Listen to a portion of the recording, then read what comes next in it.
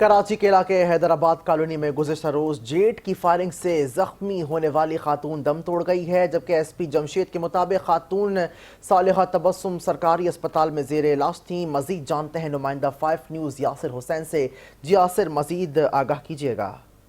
جی بالکل، دیکھیں گزشتہ روز فائرنگ کا واقعہ پیش آیا تھا حیدرآباد کالونی میں، جہاں جمشید ایس پی جمشید کی حدود میں،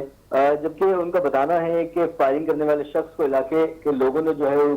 پکڑ کے پولیس کے حوالے کر دیا تھا، جبکہ یہ آپس میں رشتہ دار بتائے جا رہے ہیں اور ان کا مالی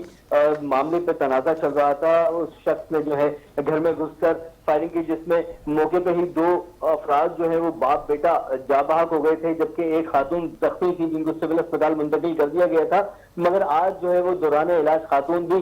جو ہے وہ دم توڑ گئی ہیں، جس کے بعد ایس پی جمشید نے بتایا کہ ملزم کے خلاف جو ہے مقدمہ درج کر لیا گیا ہے اور مزید تفتیش بھی کی جا رہی ہے۔ جی تفصیلات کے لیے شکریہ سر۔